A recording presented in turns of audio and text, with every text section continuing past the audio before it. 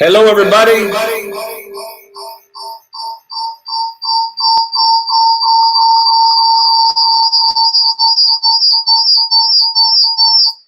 Give you guys a little sound effects there. Hope you're doing great. I know you're a bunch of you just plugging in. We're trying some new technology. Tonight we're going live with a bunch of new people and just going to have some conversations tonight about launching, building, growing your business. The neat part about tonight is that it's really not scripted. It's not scheduled. It's just have some fun and let's have some conversations. So if you're plugging in tonight, I want to make sure that you got something to write with. Make sure you've got some a nice big pad of paper, maybe a cup of coffee or I don't know, whatever your favorite drink is. I know that the more that we do some of these live events, the better we get at it. But I think it's really tonight, it's kind of about you, right? So, as we're going through tonight, I just want to give you kind of what's happening around the world. And I know that you hear so much of the bad news, so I don't have to give you any of that. The fun part is we can just talk about what the good things that are happening and how you can take advantage of some of that stuff and really what's next. And a big part of that, if you don't know, my background's simple, trader, turnarounds, launched some really cool educational programs for business owners, speakers, entrepreneurs that are looking for masterminds and building things. We're great at building things here at Power Team. But tonight is more just about, let's talk about some of the fun stuff, right? I think you never really get to hear all that stuff. You always get to hear just the pure business. And tonight I've got some very special guests on that we're going to have some very fun, candid conversations. One is a friend of mine that runs a multi-million-dollar business from home. He'll be on tonight. We're just going to have an off-the-cuff talk about the good, the bad, and the ugly. I think that we need to break some of these conversations down to move you away from all the facts and all the figures to, just that it's not always easy, that there's going to be some tough times, that you're going to have to, work on your success, and you're going to have to innovate, and you'll have to turn off some of the noise. Because the noise, what happens for a lot of us is the noise kills some of the greatest dreams in the world. And I've watched this happen. I've watched really, really talented people that get burnt out because they let someone else tell them what they can do or what's possible. So tonight, I want to kind of shift the conversation to about, what's working, what's not working. Where's the opportunities at? And then how do we take advantage of some of that stuff? But as you're going through that, right, I think it's really important that you realize that there's going to be some tough times. I don't think we talk about this enough. I think there's something called superficial conversations that you call them, how you doing? How you doing? Well, I'm good, or I'm okay. Well, it's not okay because we're in a really big ship and the ship's taking on a lot of water. So, it's got to go to a deeper conversation around, how are you dealing with all this stuff? How are you taking on all this craziness? And if you guys could do me a favor and just do a watch party and share this, we sent out one email for this broadcast tonight. We didn't send any text, which we normally do, but I thought it'd be kind of fun. Hi, Laurel. Good to have you on. I see you on one of the channels there. Thanks for being on. Guillermo, thanks for being on. I don't have a big team that's helping with this, so you're kind of getting me that is programming and me that's also doing some of the online stuff at the same time. So I think, once again, if you start to realize that it's not easy, but it's possible, and I want you to write that down. It's not easy, but it's possible. I also want you to write down that that you're going to go through some challenging times right now, and that's part of the story. That's going to be part of your success story. That's going to be part of what it takes to win big. Everybody thinks it's easy until they get punched in the face. And I think a lot of people today that are out there that are business owners, they've been punched in the face. And so I need you to really work on some more of the candid conversations about what it takes to break through in some of these challenging times. And that's not something that you should take lightly. It's something you should realize that you're going to have to go this route until some of this stuff changes. But it's okay to sometimes be depressed. It's okay to sometimes, not be 100% excited. It's okay to work on new things. I look back and I began to think about this, that, on a cruise ship 4 months ago, we talked about launching some digital summits. And now, just a few months later, all of a sudden, within 2 months of that cruise, And it wasn't planned that way, right? That was not the intention. The intention was to do some digital stuff by the summertime. And I can tell you that it came faster than we planned. You know, we had an event down in Miami, and we expected, you know, that we didn't know this was all going to happen, but the hotel went from 95%. You can come sit inside us, okay, if you want. We went from 95% down to 15% occupancy at the hotel. You know, and you can't plan that stuff. You really can't. You guys can come in here. It's okay. It's not. You can. This is not on. This is not on TV. I'm on TV. You can just watch it there. I got a couple of really great friends that stopped by that just incredible entrepreneurs. But and I think most of you guys know I've talked about setting up a war room here, and I share this with you tonight because I need you to be prepared. I need you to understand that this is not going to just pass over like a moment's notice. But when we sat in the hotel in March and, you know, we had a 70 or 90% occupancy of the hotel and it went down to 14% in 24 hours, it was a wake-up call. That was March 15th, that weekend. And sure enough, that weekend at breakfast in the morning, we made the decision that there had to be more. We made the decision that if we don't step outside the comfort zone, you're just going to become another statistic. And sure enough, I had the idea to do a digital summit, and I wanted to call it Success Summit. People thought I was crazy because we never did digital events. We're 100%, almost 100% live event company. But I had the name, and I had my graphics team on a Saturday and Sunday work on the website, and I just texted a few friends like Mark Victor Hansen and Sharon Lecter and Brian Tracy and Michael Gerber, and the list goes on, and James Dentley. And everyone that I talked to said, yes, we'll come add some value. And sure enough, from that one little idea, just 11 days later, we had our first summit, more than 2,000 views. People opted in from all over, a little more than 20-some countries, all because of the fact that we were innovating and just starting out. And I will tell you that we're working on this every day. And the reason I decided to launch this Bill Walsh Live, which will soon be on a bunch of different TV channels, and we're going to relaunch some of the radio show and put it on the radio broadcast network as well. But I started to realize that maybe some people just need some good conversations. They don't need, you know, just everything's perfect, everything's great. But it's like, how do you do some of this stuff when things aren't so easy? What does it look like to take the necessary steps to, number one, take ownership of all the craziness going on? And once you can take ownership, at least now you've got what's called a starting point. You got something to baseline against. And the baseline today is that it's an equal playing field for a lot of people. And so you got to understand that, you know, once we know that, you know, we've got to think about how do we maximize that. And this is where a lot of us get stuck because, you know, while you're busy trying to dream the dream and talk about all the big stuff, it comes down to the hard work. You know, and I share this because I've always been someone that believed in schedules were everything. You know, and yeah, I probably need a shave and a haircut. Of course, it's been like 2 months since a haircut, but I did get my nails done because they finally opened up. So for the guys that are listening tonight, it's cool to get your nails done. Don't be afraid, right? But you've got to understand that you're going to have to put double the work in now because you're having to reinvent. You're having to re-understand the market. You're having to re-energize, re-engage. All these things that we're not used to doing when we're in the flow. But the best entrepreneurs will take ownership of the situation, begin to realize what's going on, and have the conversation with themselves that if you want things to change, you've got to change. If you want things to get better, you're going to have to get better. You may not be able to change the world, but if you'll change your world, you just might change the world. And those are not easy conversations to have, which means that starting today, I'd begin to read more. I'd begin to listen to more audios.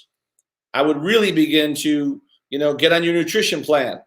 So I'm not a big fan of exercise, but there's no basketball court here. But I had an old bike in my house that I hadn't rode in years, and I put the bike together and put some oil on the chain. Believe it or not, the bike still worked. You know, so now I'm starting to ride the bike every day because there's things that are what I call the new norms, and you're living in new norms right now, and the new norms are going to help you understand that whoever has the best habits, they're going to break through this big challenge.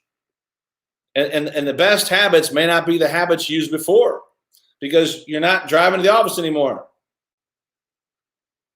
You don't have that morning meeting. You don't have your morning coffee with your team. So you got to set a daytime plan that says, I'm going to wake up at 6. I'm going to start my day at 8. And you've got to be regimented in this. I mean, literally work your habits now like you've never worked them before. I'll do my 20-minute workout. I'm going to do my 20-minute where I'm going to feed my brain. I'm going to have 20 minutes of calls with just my team. And if you used to have sales calls once a week with a team, if you have a team, go to your sales calls once a day. And you got to change everything you've done in the past because the market has changed. It's changed dramatically. We were talking today about the future of robotic learning. Robotic learning is coming soon, everybody. Online learning, it's here to stay. Some major companies will no longer be leasing office space. Some major companies will move to work-at-home programs because the software is finally caught up, right, with the evolution of where the business can be and where it's going.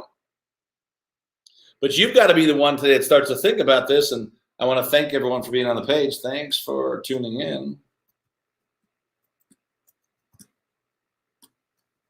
Please share. So if I seem like I'm going off the air, I'm not. I'm just putting up some notes, that's all.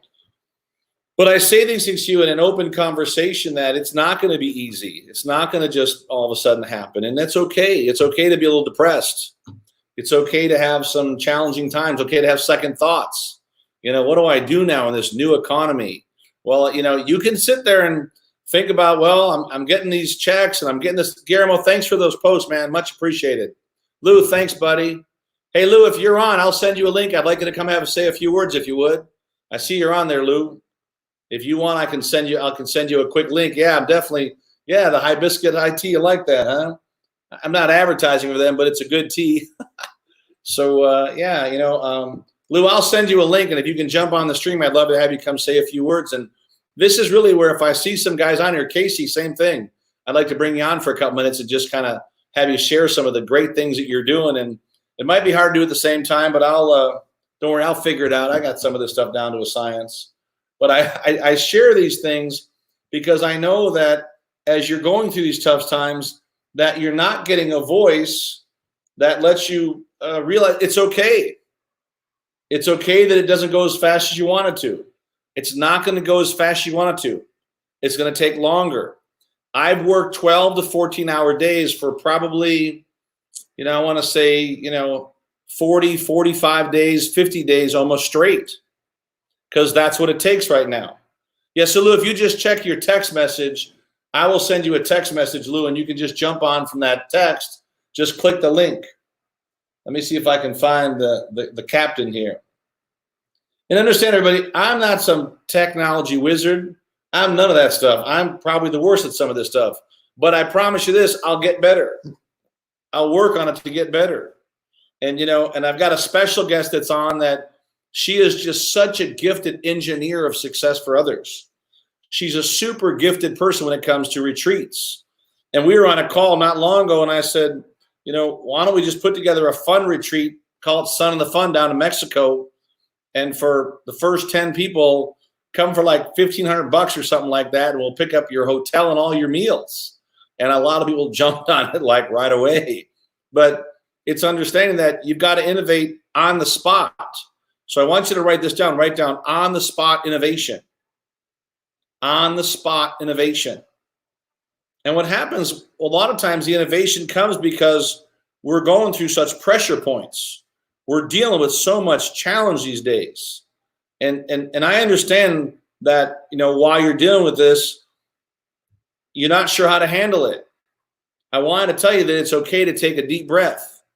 I posted this on a video yesterday and it got amazing response. I said, I was with Brian Tracy. We had Brian Tracy on a call not long ago, and he just said, stay calm. Number one, he said, stay calm, because if you allow this to get under your skin and fear sets in, fear can kill faith, believe it or not. If the fear gets big enough and you don't step into faith. And the second thing he said, you've got to listen to the leaders, but you've got to listen, and you've got to listen across the board. You got to take it with what I call a grain of salt. Don't just listen blindly and think whatever they say is the truth, because it's not. There's a lot of stuff that's going on out there that, you've got to listen to all the sides, and please write this down. You've got to make your own opinion. You got to trust in your heart and your gut that from all the noise that you hear, what percentage is the truth? And I'm not here to harp at all on the leaders or what they're trying to do, because it is so easy, and please write this down, it's so easy to be what's called an armchair quarterback. Everybody, if you had hindsight, you can do anything. But it's not so easy when you have to make the decision in the moment. And that's what you're seeing today right now. You're watching people that have to make real-time decisions that could literally affect people's lives all over the world. And you're seeing the numbers, and whatever the numbers are, they're scary. If it's one death, it's scary. If you know someone that's going through this right now, it's scary. People say, oh, it's not that big of a deal. Well, the funny thing was that, when it was one of my son's really good friends and his mom passed away, it gets a little closer to home. When you're hearing some of these things about these kids and some things going on with the kids, it's scary. But you have to take that all and understand that whatever it is, and if it's out of your control, you've got to know it's out of your control. And you got to be present to the fact that what can you change? What can you adjust? What difference can you make? And you got to make those differences every day, a little bit at a time. Does that make sense? Just a little bit at a time. It's not going to happen overnight. Dr. Rich Shuttler, I learned from many years ago, he said, success is all about incremental gains. And I want you to really think about incremental gains daily with just having some good success habits. What do those habits look like? What does it take during the worst of times? Go study leaders that have faced the worst of times. It's funny, Napoleon is only known for one battle, Waterloo, where he lost. And he lost dramatically. But he also won 197 battles before that when he wasn't that good. So understand, if you're thinking about today, how do I get through a crisis? Number one, Brian said, stay calm. He said, listen to some of the leaders that are out there and what they're saying. He said, but and I really injected the fact that you've got to take action on your beliefs. My beliefs are right now that this is the greatest time to become a better reader, become a better leader, become more focused on what you can do, not what you can't do. Begin to look where opportunities are at, because there's a lot of opportunities out there. But if you're not willing to put the work into it, right, then what happens? You become another statistic. And that's not what it's about. There's a massive amount of opportunity right now in different sectors and different businesses. And they're not going to move as fast as you want, but they're moving. And to be able to take advantage of some of that stuff, you got to take inventory of your skill sets and figure out how do all those things come together. So, each week I'll do this for 15, 20 minutes to give you guys some insight of things that I think can really make a difference. I've got a super special guest on later tonight, Mr. James Dentley, that is a game changer when it comes to making money from home. He's built a 7-figure plus business working from home with his wife. It's neat to be able to have a business with your wife and build something that great, absolutely priceless. So you got to begin to think today, right? What does it look like to be able to have those things while other people complain? Because a lot of people will complain. A lot of people will tell you what you're supposed to do. A lot of people will be giving you all the answers. I'm going to tell you today that you probably already have all the answers. And if you could limit your news cycles to 10 to 30 minutes a day of actually listening to them, maybe you just turn the screen on, but turn the volume down. And if something big happens, it'll probably pop across the screen. But I think a lot of times we get so caught up in the moment. And I know if you're listening tonight that some of you guys feel paralyzed. And I know we got some coaches on here tonight that can probably help you with some of that. If you feel like you're stuck somewhere, it's okay. Let me just tell you something. You're not alone. There are a lot of people right now that feel like they're stuck. There are a lot of people right now that are going through some hellacious times, and it's not easy for them. But I need you to realize that, I launched this show to be able to create some positive content out there and to put this out there. We didn't do any marketing either. I spent zero on marketing just to put it out there because some people need to have a voice to be heard and they got to have a place to vet. And I want you to understand that you're not alone and that it's tough and that getting up every day, even when the money's not coming in, That can be really tough. When you're not making sales and you're not getting usual results, the results aren't the same. You've got to come up with more creative ways to work with your clients, maybe more payment plans, maybe more ways to show them how they can make some money right away, because the cycle now, right, which was normal a shorter cycle because you meet with people live, can't do it anymore. We're working on plans right now for our future events where there'll be virtual pay-per-views and lives, but our live classrooms are capped at 25 people. That's a big change.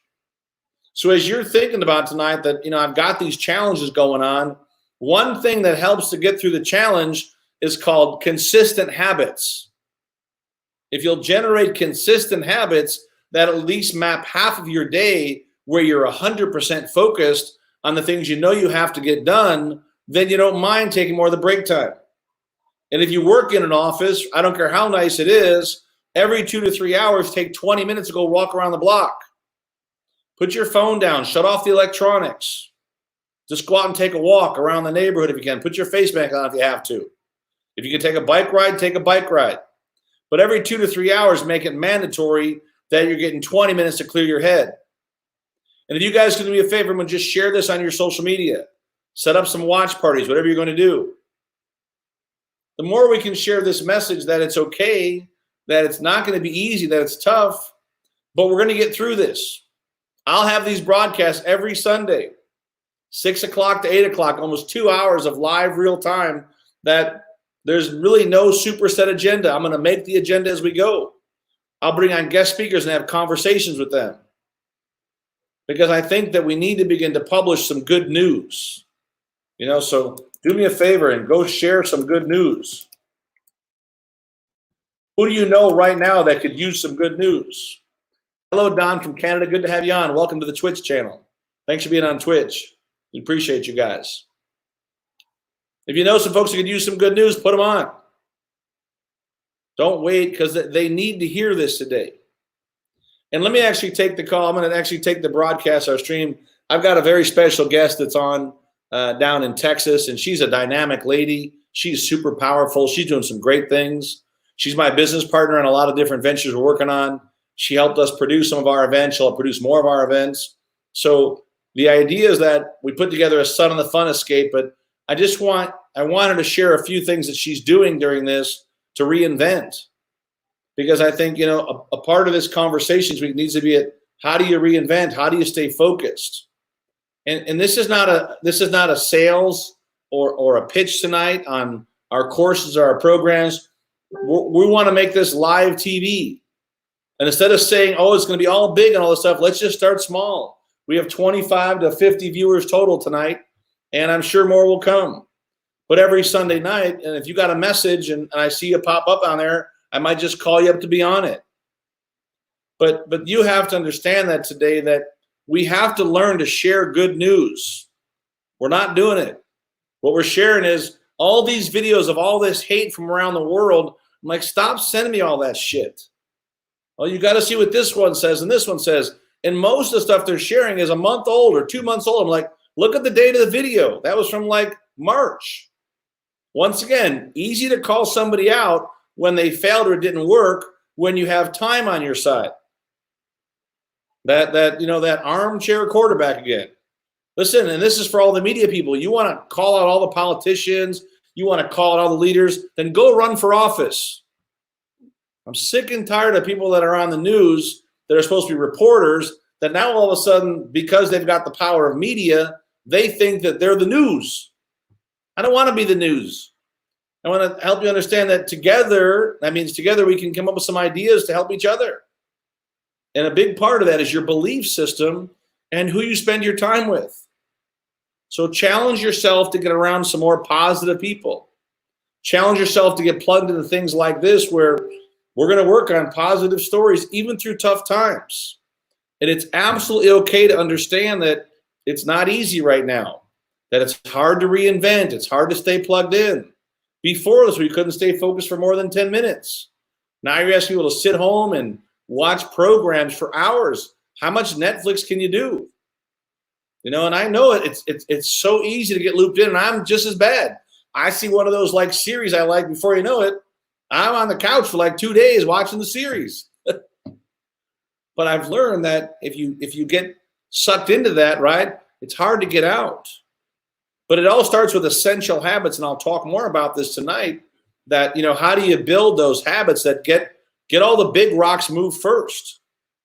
Go to bed when you're done being awake and wake up when you're done sleeping, but make sure that you've got some focus time set aside so you can get a little bit of exercise, get a little bit of nutrition, you know, work on making some positive mindset things, right? Listen to some Jim Rohn, read some great books. A great book for everyone today, everybody's just read Outwitting the Devil. Go to Amazon, read the book. What the guy talked about 80 years ago is present today, more present now than ever. But let me do this. I said I was going to bring a special guest on. Let me bring her on, and I'm going to ask her a few questions. Let me see if I can bring this in. And once again, I'm not the technologist, so if I do something wrong or you guys all get cut off, well, we'll be back next week. But hang on a second. Let's see. Jimmy, how are you? Hi, I'm doing great. How are you? You know, your voice is slightly faded. Maybe you're not super fast on the web, but I can see you okay. But it just wasn't coming through super clear. That's a little bit better now. Is it better? Yeah, now it's better. Okay. So we're glad to have you on, and maybe it's good. If you could just share a bit of your story and some things you're doing to really stay on path and purpose during these tough times, that'd be great. Sure. So thanks for having me on, and this is great. What a great show, and I'm so glad that you're doing this for everybody. So I'm in the travel industry, and you know, we are one of the hardest hit industries. You know, all travel has completely stopped, right? So normally, right now, we would have traveled probably 15 trips over the course of the last couple of months that we've been in quarantine. So obviously all of that's come to a complete stop. You know, luckily we have really loyal clients. So our clients are rescheduling, but for the fall, right? So what are we doing in this time? And I think it's really important when things like this happen to your business. I think it's important to really slow down and take a look at your core, the core of your business. You know, what at your core are you great at, right? And so what we do in our industry, yes, in a blanket way, we're in travel, but what we really do is we create community. So my company, Top Tier Travel, we create community for coaches, authors, speakers. Am I having an audio problem, Bill? Am I okay on my audio? No, you're fine. You're good. I can plug in and listen. You're doing great. I want to be sure.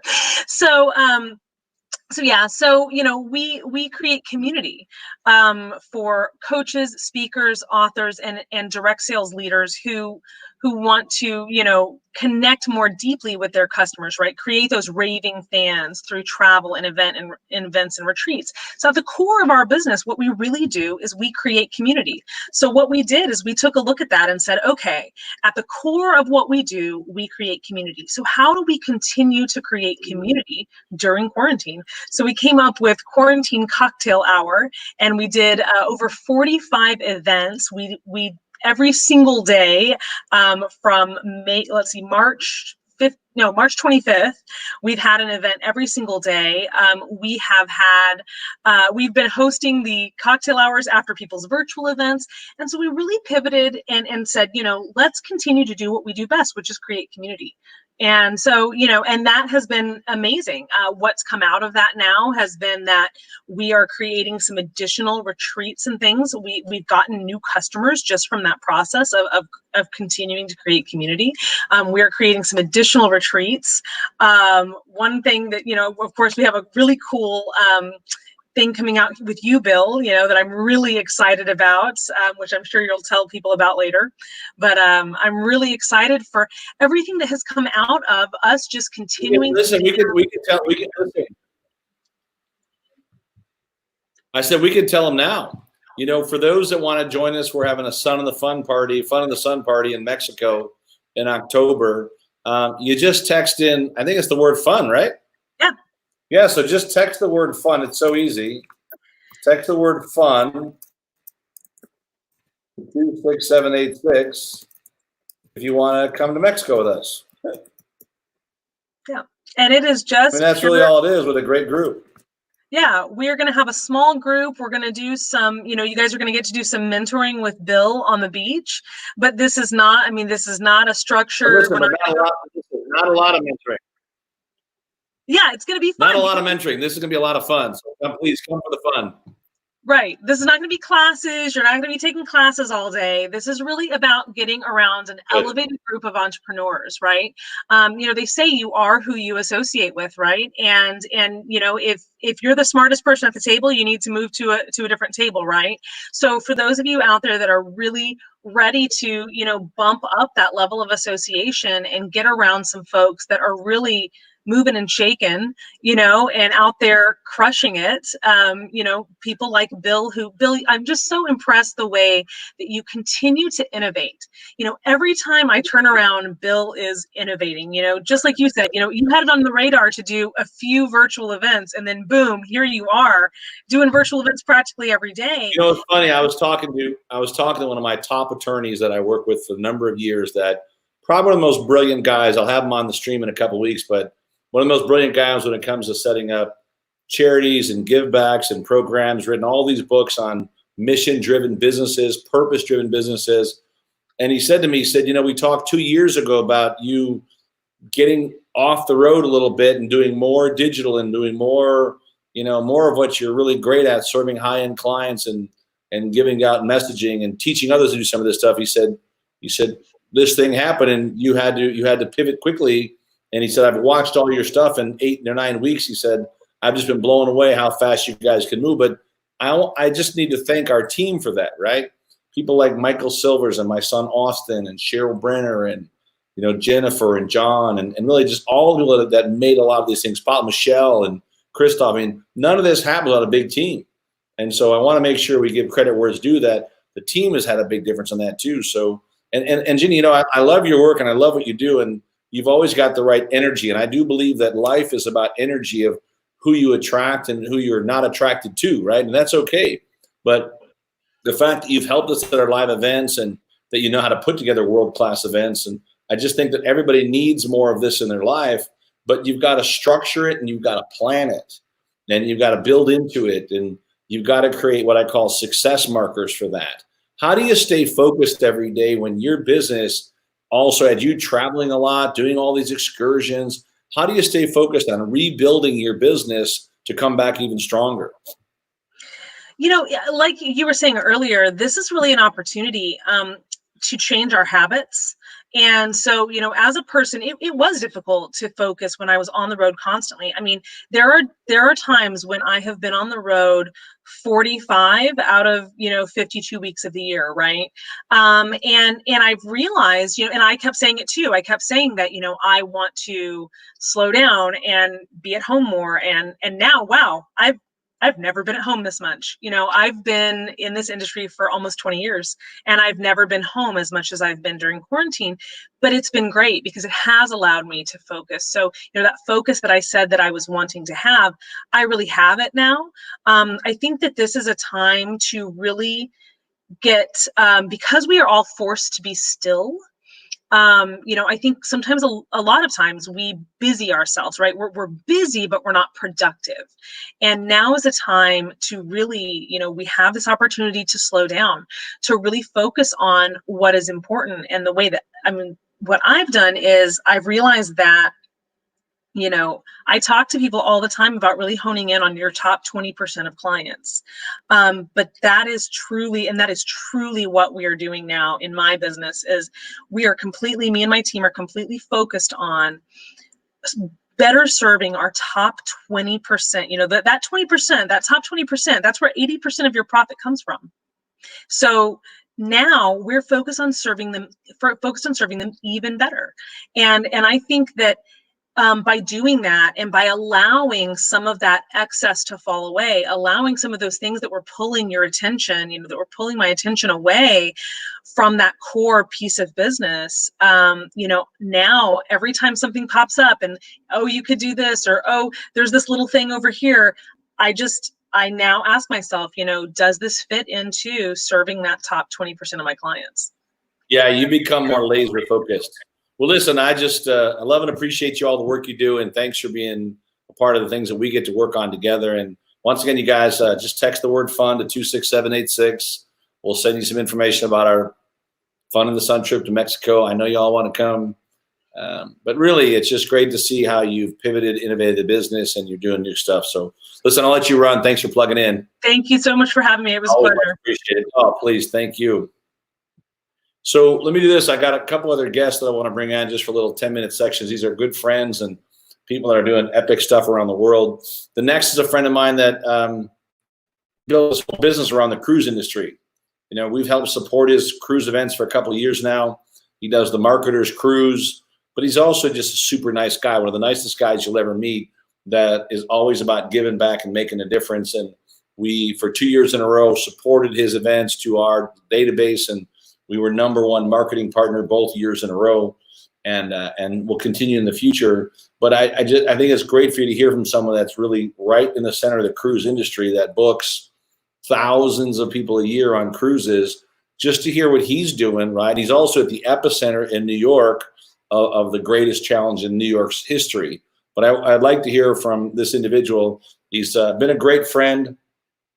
Captain Lou is a rock star and just a great husband. His wife is just a saint and an amazing lady. But I thought it'd be fun to bring him on for a few minutes and let him kind of share with you, how has he pivoted? What's he doing to really to understand the future of where this is going, and once again, how does he stay afloat during these super tough times? And I know it's kind of crazy with the cruise business, but it's so true today. So, Captain Lou, how are you, buddy? Hey, Bill, can you hear me? I can hear you, but you got to turn that light off because it's flashing in everybody's face. Hold on, let me. If you turn the light off somehow, that'd be great. Because I can hear you and I can see you just clear, but that flashing light will be in everybody's face. And so there you go, it's perfect. So I left my Captain Lou captain's hat down at the office because it's perfect, man. I just seen you in the group and I thought I'd have you pop on and say hello. Absolutely, glad to be here. Glad to see you, Bill. And we're both kind of testing out StreamYard and live streaming and Zooms and things like that. But how do we do a virtual digital pizza and profits and JV jacuzzi, Bill? Yeah, right. It's a whole different world now. But you know, the JV online stuff you probably could do, but it's hard to do a virtual cruise. Can you imagine? I think that you built a big community, and it's probably not a bad idea to have some big open line Zooms and let people stay connected. Right? That's the things you can do. There's a lot of new software, and a lot of it's free. Google now has a free meeting software. Right. We have a program through Zoom. You can put 500 people on Zoom, you know, for $10 a month, which is unheard of. You know, so we launched that as part of our Success Club. Easy way to do that. But Lou, it'd be great if you could kind of share with us, you know, what are you doing right now to pivot moving into next year, and how do you see this with your overall business? Well, okay. Well, first of all, as you said, Bill, we are living right here in the New York City area in the epicenter of the Corona monster, where it's hit very, very hard. In fact, 3 of our friends' moms perished in the last month. They were older, of course, 1 in a nursing home, 1 at home, and 1 in the hospital, all died, and 3 others hospitalized with the coronavirus. So this is very, very real. But yet they say, and I want to talk about the positive news because I keep getting bashed on social media for spreading positivity. If I'm not negative with everyone else, that means I must be some kind of right-wing Republican, right? Okay, but anyway, the fact is, Phyllis told me early on, and we'll talk about the cruise business in a second, but Phyllis told me early on, Bill, that no way are we staying cooped up under house arrest, self-imposed house arrest for 3 months here in a 50-story condo. That's like a cruise ship. We have 3,000 residents in our luxury condo and a little mini mall at the bottom of where my office is. And no way are we running the gauntlet dealing with all of these people in a densely populated area. So Phyllis said, we got to get out every day, wear our masks, right, gloves, bring some Lysol wipes, our own beach chairs, go for a long drive top down into the country and go and hike and bike and walk and find parks and forests and mountains and trails away from people and get some vitamin D, some sunshine, and some exercise. And that stuff, Bill, that I haven't done in years. It would probably, like you were talking about bicycling, probably do us both a lot of good to get that fresh air and exercise instead of being keyboard warriors and microphone champs around the world, right? Yes. Listen, I've been doing, like I said, I had a bike in my garage for probably more years than that. Didn't even use it. Believe it or not, it was a Schwinn bike. I put some oil on the chain and cleaned it up and put the air in the tires, and the bike still worked perfect. So, I've been riding almost every day. Bill, once you learn to ride a bike, you never forget. Never forget. Well, I raced bikes as a kid, so I definitely don't forget. But I do know this, that there are different what I call modes of operation today that you need to move into to be able to move away from all this negative chatter. Because if you stay in fear mode, you're done. If you allow fear mode all day long and that's all you hear, it's like I used to joke from the stage that if you hang out with 4 broke people, you'll be the 5th. Yeah. Right? But it's the same now today, that if you hang out with 4 negative, complete energy sucking vampires and you listen to it all day, it is really hard to be upbeat. It's hard to be inspired. We announced today that we're opening a new success center in Beverly Hills, and 200 plus likes, 100 plus comments. I think because people are finally hearing some good news. Just so you guys know, this is the greatest time to negotiate commercial leases. Oh, yeah. You're watching major Fortune 100 companies saying, we're not putting people back in their offices. Well, if you need some commercial space in the future, do some negotiations now, that even if you're not going to move in for 4 to 6 months, negotiate for it now. But Bill, I got to congratulations. You've never seen before. Yeah. Congratulations on that with California. By the way, also a big shout out to Jeannie, and kudos to you both for putting together a trip in October to somewhere out of the States, to Playa del Carmen. So I wish you the best of luck with that. Yes, it's going to be fun. The positivity moving forward, no doubt. But I got to ask you about Beverly Hills, as a lot of people are fleeing the confines of New York and California to places like Texas and Nevada and Florida. Why Beverly Hills, California? Although it's a beautiful place. Whether you like it or not, Beverly Hills is still the epicenter of a lot of entrepreneurship. I believe that. I believe that more dreams have come out of LA, out of California, than probably any state in the country, than maybe New York as well. But it also is something that when everybody runs, you charge. When everyone bitches and they complain, you praise, right? And so you've got to look for the opportunities where they lie. And I still think the greatest engine in the world is the American economy.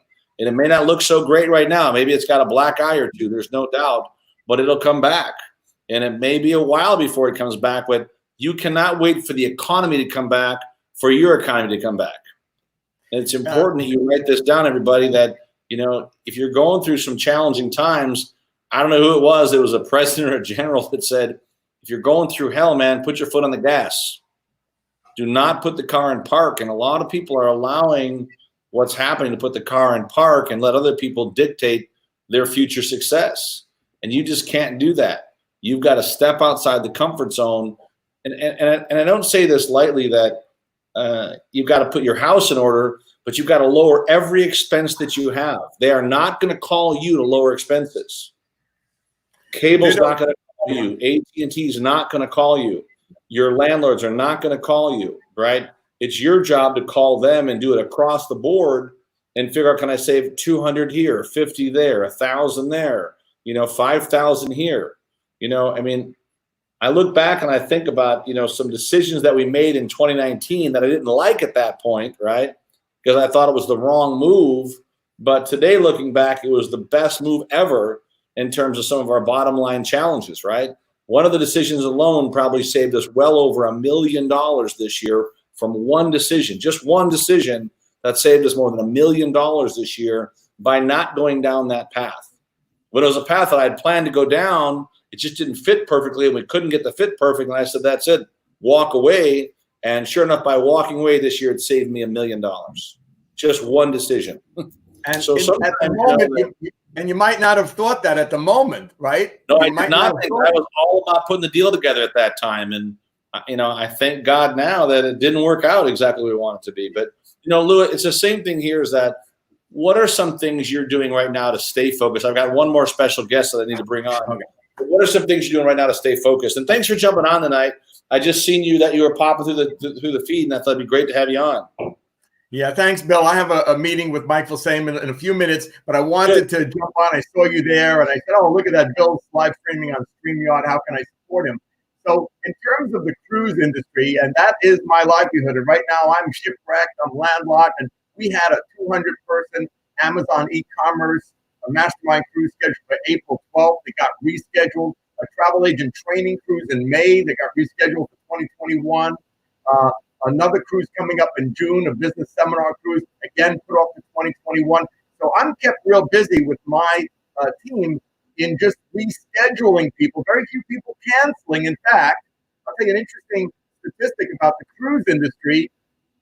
While we may be demolished for the rest of 2020, business is up by double digits in 2021. There is a pent-up demand as soon as this dark cloud of the pandemic has lifted for people to get out, travel, have experiential. So I'm going to say this, Bill. Yes, it's great that we hone our craft for a digital alternative, for virtual live events, for streaming, for things that you and I are doing right here, right now. But in the long run, which will come sooner than later, there's maybe a new normal, maybe temporary. I say we're going to be back on the road, traveling, pressing the flesh, live audiences, big hugs, cruises, sipping pina coladas from the JV jacuzzi up on the Lido deck before you know it. Because remember, Bill, just about 10 short weeks ago, I was at a Celine Dion concert, Bill, at the Prudential Center at a luxury suite, watching Celine with 20,000 fans. Then we went out to this big dinner. It was a 1-hour wait to get in Hoboken.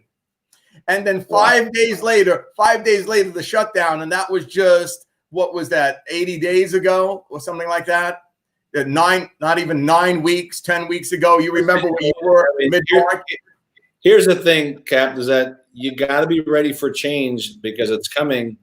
But I'm telling you right now, the greatest change is yet to come. The greatest change will come from the inside of the entrepreneurial spirit that is going to take ownership of the situation and realize there's different ways to serve and move into that service as quickly as possible. There are a lot of sectors that have massive potential. So listen, buddy, I'm going to let you run. What's your website for your cruises? It's just what's the website for the? We do a lot of cruises, but of course the one that you and I partner on that's still at the moment scheduled for January 30th is marketerscruise.com. Say invited by Bill Walsh. But I didn't come on to plug myself here. I think I bought my tickets for next year already, so I'm already coming. Awesome. I just say, yes, Bill, let me tell you something. This morning, I plunked down $29 to listen to a performer in a virtual live concert on Zoom. I love it. Yeah, and why not? Right? So there is a whole new digital entrepreneurship happening, Bill. You and we're right there with it because we're going to change with the times. What were the best years for my business? Let me tell you. There was a recession in the 90s. I did great. 2008. Right, I got to let you go, buddy. I got to bring somebody else on. Love you, man. Thanks for plugging in tonight. All right, my time is up. You're on the number one. You're on the number one episode for Bill Walsh Live. That's pretty cool. We are pioneers. And it wasn't planned, but you're here, so I appreciate you. Hey, let me let you run. Talk to you soon. All good wishes, Bill. Thanks, buddy. So, I think it's fun that you get to hear from different people where it's not planned, but how are they dealing with these challenges? And I thought it'd be kind of fun. I've got a few more minutes to bring on another guest that he's a brilliant business attorney. He's someone that really understands money. He understands language. He understands contracts, and he's done really well at it.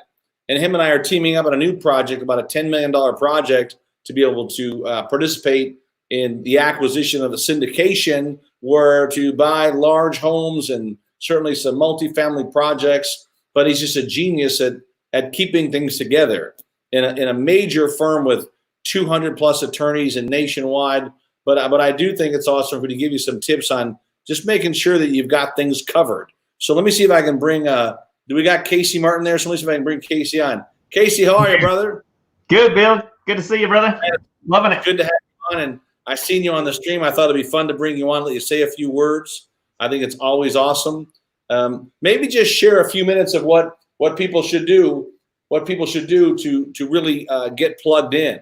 What can they do right now to get plugged in and stay plugged in to all these amazing opportunities? Okay, yeah, happy to share. So, I think the biggest one that jumps out to me is, and what's happened with me on kind of this shutdown is you really slow down enough. You got to invest in yourself. And so one thing that I think people can do right away is get an Audible account for one. Like for me, example, I ordered 7 books on Audible last night, anything from wholesaling, syndicate, contracts, and really, millionaire mind success, building yourself up. What are you doing right now with this time away from your job, quarantine at home? Are you sitting there watching TV, or are you investing in yourself? So getting plugged in for me, what's been great the last couple of months is just that, really dialing in. Hey, what do I want to do? What do I need to learn? There's so many good books out there. You mentioned it earlier with the Devil book, Outwitting the Devil. What a great book. Sharon Lecter has put together there. And some of the stuff that you learn from that book, it's changed my mind. It's changed my whole attitude. And so things right now, there's just a great opportunity. You can decide to utilize it, and jump forward and go and really dive in and learn. Or, you can go watch Netflix. And I think we've all had a little bit of a Netflix issue, and then you realize, hey, I got to do something different. And so, we got a lot of things happening. I think one of the neatest part about all of this happening, and I say, I don't like the whole coronavirus thing, but at the same time, hey, with every challenge comes opportunity. I learned that from Bill Walsh. Everything's got a little bit of opportunity in it. And what a blessing it's been for me and my twin brother. Those of that don't know us, but you will start seeing us pretty soon because we're teaming up with Bill. I'm a twin. So I'm an attorney, but my twin is a real estate investor, real estate agent.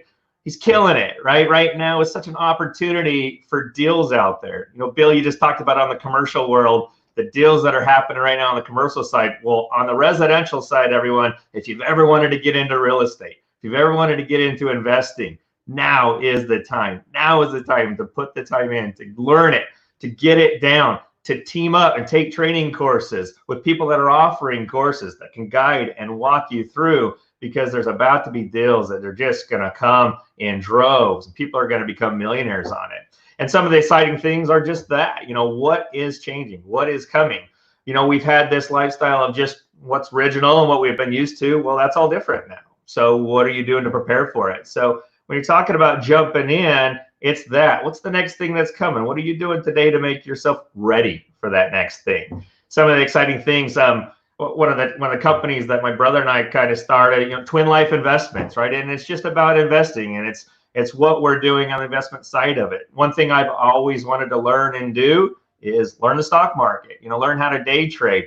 I got the opportunity right now. I don't have to be in a truck for 2 hours a day anymore going to my job. So I can learn those things, and it's wonderful. And every once in a while, I got to go out to a lake. Casey, so how have you adjusted from working in an office every day in that super double, triple corporate environment to then working from home? And this is a big thing that a lot of people need to hear, because they've been forced into this challenge, right? And some don't have a job, some don't have the income. But how have you adjusted to go from that to doing what you're doing right now? It's a great question. The first couple of weeks are tough.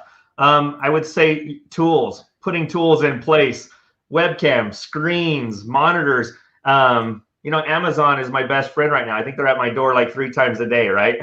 Delivering tools. But what are we doing? One of the things that I love that you're doing is all this virtual stuff. So I got a webcam, right? I mean, you got to have a good webcam. You got to be able to teach people virtual like you're doing. I got to get your background stuff up here. So I need to work on that, right? So the tools, I guess, would be a big part of it. Do you have what you need to be able to sit in your house and do it?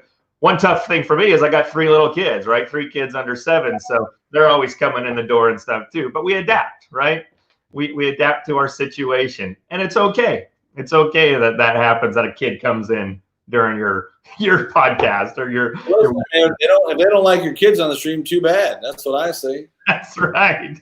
They can. Right, I can let you run. I got one more special guest before I bring our keynote tonight, and I see my keynote guest is just in the waiting room. So I'll let you run. I look forward to seeing you at Speaker Camp. Have a great night, brother. Bill. All right, bye for now. Let me do this, everybody. I got a really cool story about a gentleman I just met not long ago. We met through doing looking for some stuff online, and we wound up doing some business together, and we hit it off famously right in Vegas. And I invited him, and I talked to him about our Platinum Speaker Program because he has such great gifts, and he's already run several multi-million-dollar businesses. But he also, pivot and change, and his passion has always been to speak and coach and train and help other people. And I think it's kind of cool that I've got Brett right here actually on the stream. Let me see if I can bring his channel on here. Hang on a second. Sometimes it works. Hey, there you go, brother. Hey, what's going on? How are you? So thanks for being out at the compound day, but I thought it'd be good for you to come on and just talk about how your life and your business can change in just one weekend, and really how from an idea to a thought to a process, it's already generating new business in less than 48 hours. So maybe just share a bit of your background and why it's so important for you to bring your message to the world and help so many other people, but also how we had a simple idea that turned into a way to make money in less than 48 hours. It'd be kind of cool for you to share that story. Sure, absolutely. Yeah, as far as I go, for my background, actually, my first kind of professional stint was I was an Air Force pilot for 10 years and 2 wars. After that, I always say I did something dangerous, and I opened up a check cashing payday loan store in Las Vegas. So that was one of several businesses that I've had here in Las Vegas, and but a lot of these businesses were all brick and mortar type businesses. I always say that my last business I had 1,000 moving parts. It was a rental car company, so you're doing rental cars, you're doing buying, you're doing selling, and so when I exited from there, I always said to myself, man, instead of having a business with 1,000 parts, it'd be better to have like 1,000 businesses with one moving part, right? And I've always been interested in speaking and coaching and just kind of being able to share my experience and leadership, et cetera, et cetera. And Bill and I met in a short time ago, really, and man, I would say in a span of it was last Wednesday.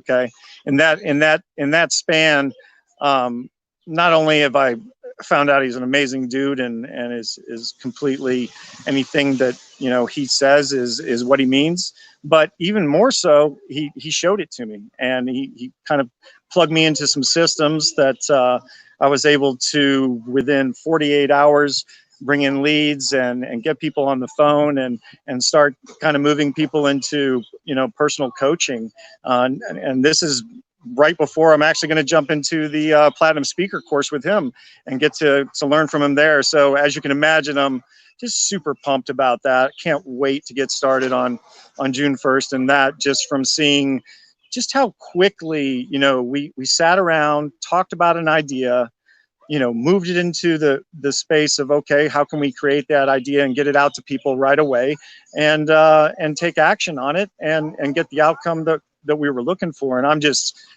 I've never even been really in this digital space. So for me, it's literally mind blowing to have customer acquisition that quickly and then be able to move into a selling position with those customers. So amazing stuff. Super happy to be here. Bill, you're freaking epic. Thanks so much. I'm actually super glad that I'm getting to say this in a live space. I know I've said it to you privately, but I'm telling you, life-changing for me, and it's amazing, man. Thank you so much. But it's the same thing I talked about, that people are so worried about the world economy. I need you guys to worry about your economy, because when you can change your economy, you can change the world economy. Listen, man, I'll let you run. I'm going to bring on my special guest. You're awesome. Super excited about all the things we have to do together, and excited to have you as part of our Platinum program as well. So I'll let you bounce. Thanks. All right, buddy. Thanks so much. See you soon. Hey, let's actually now take the call out to Chicago. I've got one of my best friends for 25 years on the stream tonight. It's fun to open up the show with him. We had an idea 25 years ago to launch a simple radio show called Success Express. And the funny thing is that from the trip to Atlanta and the ride home, we were going out to do the show out west of Oakbrook, somewhere in the middle of nowhere. And we launched one of our first businesses together. And it's kind of crazy that we've had failures, we've had epic wins. We've watched our kids grow up together, and now we get to work together and make a difference and help a lot of people. And it's one of the greatest things in life to watch your kids have success and become really great adults, and to be a part of their lives all the way through that. It's also a massive blessing to have great friends in your life that have been around for not just a week or a month or a year, but for decades, right? we're going on 3 decades of being great friends, and it really is a blessing to call this my guest. Certainly, he's got a better tan than me, but he's my brother. We are absolutely family, and he knows good times or bad times. He could always call on me, and I'd be there in a moment's notice to help. And I know that I feel the same way about him. He would do the same for me, and that is really one of the greatest things in life, to be able to have relationships like that, because you won't have that many. So the ones you do have like that, please, really count those blessings. But I asked him to come on tonight and really just have a raw conversation about failure, about success, about family, about getting to the next level in your life or your business. And let me just bring him onto the show with us. James Dentley, Dr. James Dentley. How are you, young man? I'm outstanding, sir. How are you? I'm doing good. It's good to have you on the stream. Yeah. We don't have a lot of streamers right now, but they'll get the repeat, because I'm going to email to about 200,000 people tomorrow morning, so they'll get it. Right. But I think it's really awesome that you could take the time to share some of your wisdom tonight and really talk about, like I said, we talked about the good, the bad, and the ugly of being an entrepreneur and building something from home and the challenge that go with it. But I want to say thanks for being on. So I'm going to just let you kind of take for a few minutes and maybe just share, because we're in no rush at all. Maybe just share a bit of your story and how did you get to where you're at right now? Wow. Well, first of all, I want to thank you, Bill. I always love being a part of whatever you're doing, whatever Power Team is doing. I like to say that I kind of grew up in this space, in this world of not just personal development, but in speaking and training and really learning how to play big. I learned those things, and because of the access that you allowed me to have and the opportunity to come and serve with the Power Team and the great people there that are friends for life, I'm forever grateful. And I'm really proud and excited that you continue to do great work, because you are right. And I'm going to tell my story, but when you were talking about our kids, I remember my daughter, I think it was her 21st birthday. I took her to Vegas, and you rented a condo out there because we were doing so many events in Vegas, and we stayed in the condo for like 9 days. We drove to Los Angeles for, I believe it was a Rainmaker or a residual mastery income session. And it was her first time ever really seeing me speak.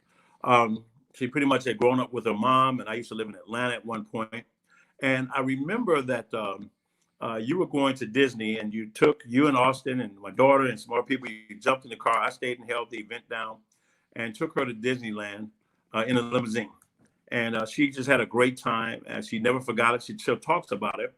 And today, she owns a few companies, and she's doing really, really well. I'm really excited for her. She's grown into a tremendous leader. She's building a team with Total Life Changes. She has an event company that's off the charts, doing some incredible things. She started a tax business, and I couldn't be prouder. But I learned a long time ago that you change your life by the people that you spend time with and the books you read. And that time she got a chance to spend with you and all the other Rainmakers we would go to. And they would chant, "I am a Rainmaker." And while I'm trying to sleep, they're dancing around the bed. I want to thank you, man, because as iron sharpens iron, men sharpen men. And you definitely have been a blessing in my life and in my family's life. And I love your kids as well. So I want to thank you for that. Well, my story.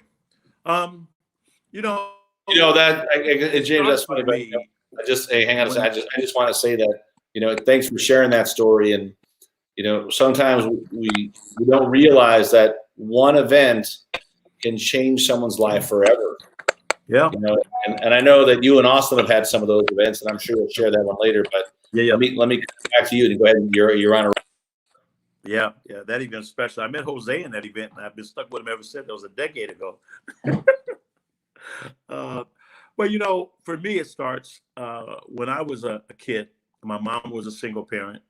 She raised myself and my 3 sisters, and she worked in a grocery store in the daytime and a dentist's office at night. I remember she had a sign. We had a small freezer in our dining room, and on the freezer was a sign that said, "Think." I can see it now. It was light brown wood. And there's metal on the back. I think the words were black, and it was sort of silver background. It said "Think," and I can visualize that right now. And I've always been a person that tried to think about how I could make things better, think about a better future. I wanted to be able to give my mom a better life and my sisters, and I had great work ethic. You know, I got my first job. I might have been 8 years old. I was taking the bus about 5 or 10 miles. I might be against the law these days, but I always had the work ethic. I wasn't afraid to work and go out there and earn money. I remember I would ball up money and throw it in my sister's drawer and my mom's drawer. Something about me balling it up. I just wanted to, it was always an effect with me to do something that just kind of stand out. So they had to unroll the money. And I had tremendous work ethic. I found that I had a great memory for information, that I can retain information and own it and hold it. Whether it be the Bible, whether it be multiplication, I could read things that I could just retain that information. I didn't really know what to do with it, but I knew that I could do that. And I started off managing these restaurants. At 18 years old, I was the youngest general manager at a restaurant. I thought it was rich, but I realized very quickly it's easy to feel like you're rich when you live with your mother and no responsibilities. But I learned a lot about people and myself.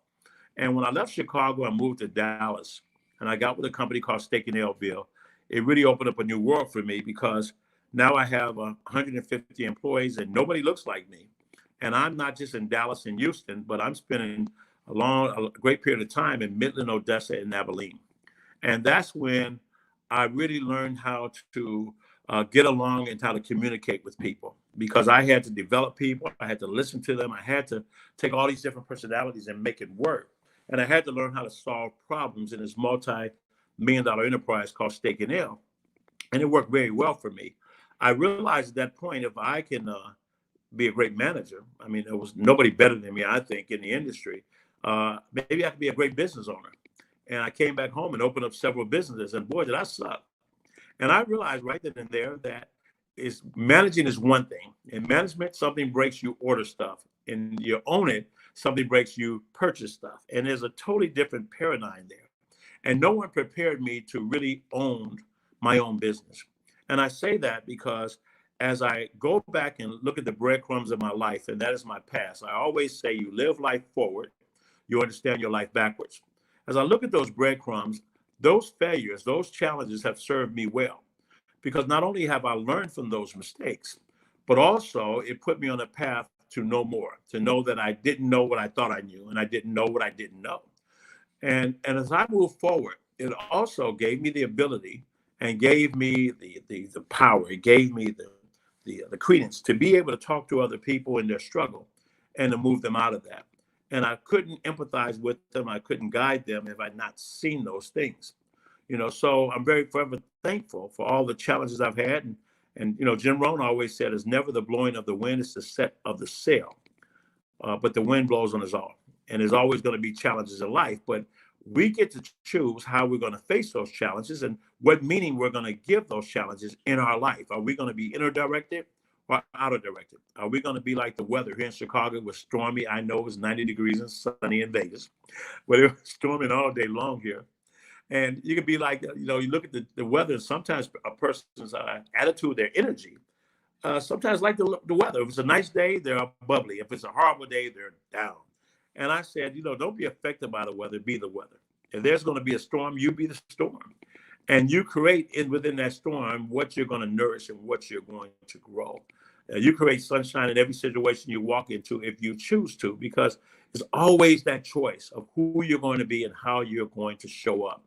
And I would tell you, through the years of the things that we've done, I've learned a lot, but nothing more than when I got with Power Team. Because when we met, you know, I've been in the network marketing space for over a quarter century, and I've owned several other businesses. But when I got to Power Team and attended the Rainmaker, it was very interesting because I didn't know what I didn't know.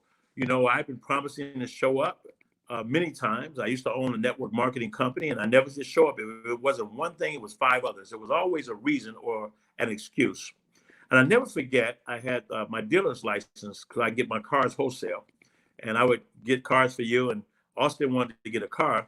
And I take him to the auction, and you told me that your son, I think he's 17, he's going to get a $3,000 car. He kept looking at $20,000 cars. And he picked out this beautiful Mustang. It was yellow. It had a black stripe over the top. I said, sir, that's way out of your price line. And he said, man, I want to get this car, buying this car. So I went on a bid on the car, and we went to the bank, and he made a phone call, and the banker came out and gave me a check. And I'm like, okay, what are you doing at 17 that your banker knows you? He said, well, I'm working with my dad, And he's been telling you about it for years, but you don't ever come. I said, well, I told him I'm going to come this December. He said, yes, but you always say that. And I'm looking at him and I say, wait a minute, he's very respectful, but he was, talking a little tough. He was like, his little chest is up and out, leaning forward. He said, you always say you're going to come, but you don't come. He said, my dad needs you to come and you need to be there too. You need to be there. I said, well, I'm coming. He said, you better come.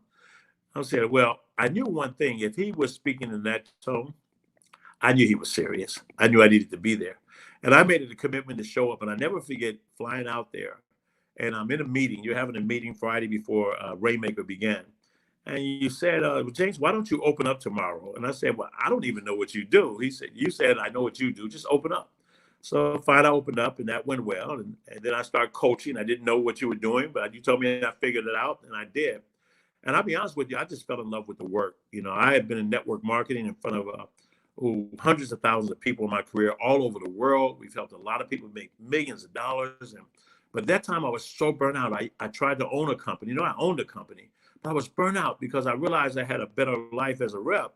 And it was taking all my time, all my money. My partners and I, we weren't getting along. And I was trying to find a new path. And I found it. So when I went there and fell in love with the work and saw what you were doing, I said, well, I can probably help you. I can probably serve there. And I don't have to be in front of it. I can stay in the back, get quiet, regroup, and just serve. And I fell in love with just the work. And I realized at that point that there was a space for me outside of the network marketing world, that there was a space of people who appreciated what I could bring. And they were in the business world. And I kind of realized the similarities, but I learned a lot. I grew a lot. And I tried my best to serve and uphold the standard that you had already created the time I was there. It really kind of blessed my life. So I'm forever thankful for that. I met so many amazing people that are friends today, but it could not have happened and I would not be on the journey I am on at this point and the way it is if it wasn't for that experience. So that's how it started. I'm in network marketing today. We make millions of dollars every year. We're helping others do the same at a time that's so critical. So James, I'll turn it back to you.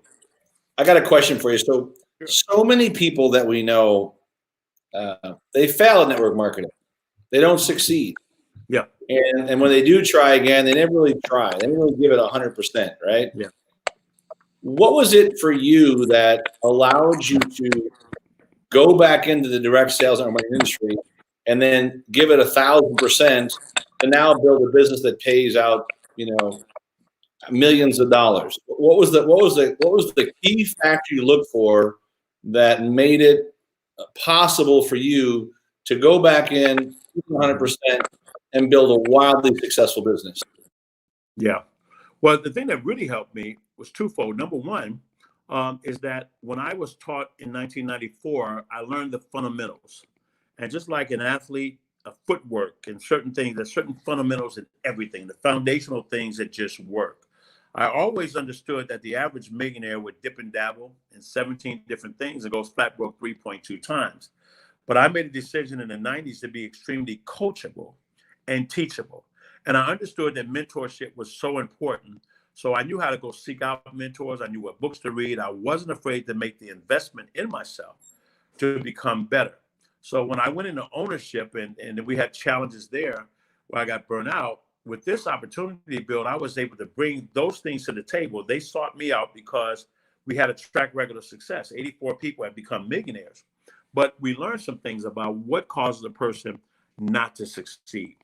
And understanding what those are, to be able to communicate in a way that inspires a person to live their best life, to get them to kind of pony up or to get them to communicate what is it that they really, really want. And provide the hope and the game plan and the strategy that this is really attainable for you. The other part of it is that if you can solve a problem and fill a need, and you got to find something that works, and it's got to be the timing, not just in the company or the product or the industry, but in the individual. And I've learned that even if the time is not right, you make the time. You make the time right when it's time to strike. So for what we're doing right now, I've been blessed to have an incredible company with an incredible product that really works, that solves a problem, fills a need, and makes a difference in lives today. And then as this COVID-19 has come upon us, hit our doorstep, we were already building up the muscle for this moment. without even knowing it. Because right now we've been able to impact the lives of so many people, and even more can be impacted because people are living with a lot of anxiety right now. And we've got a great solution, a great alternative for them. And we're just growing off the charts because our products work. People want to become healthier, and people have anxiety about their business. Even in the speaker world with events, I had an event scheduled for in June. I can't have it now. A lot of things have shifted. So, to be able to have that and build residual income and let people know that this can be the vehicle that gives you the foundation to start and grow your dream. Because it's going to take some money to start a business, to keep your business, and to scale it. And a lot of people fall off the map trying to grow. A lot of people can, some people can't even get off the ground. So if you can build that residual up, that's part of it. But then the relationships you build, your customer base is already built in. You already have raving fans that believe in you, that's going to be there to support you no matter what you do. And if you combine all that with what we learned through what you teach through Power Team and International, and just how to follow the model of the biggest companies out there that are now like Walmart, they got in front of the customers' buying habits, and when you can do that and position yourself with this incredible company right now, there's really no failure. There's only quitting. So what we've been able to do also is prevent a lot of people from walking in and walking out because they fall in love with the product because it creates value for them, real value, and they can see it, feel it, and they have to own it. And because of that, I think that's one of the main reasons we do well, and then we pay out a lot of money. Yeah, it never hurts when I think somebody told me a long time ago, 30 years ago, he said, company's job is to ship the products and ship the check. It said, yeah. Ship the products and ship the check. That's it. And they only have to do two things well, and we got to do two things well. Yeah, you got to see the people and tell the story. That's it. So what do you think it is that is what do you think it is it takes for someone to be successful in a business like this? What are some of the characteristics, the traits you look for someone to become a champion in the field of home-based business?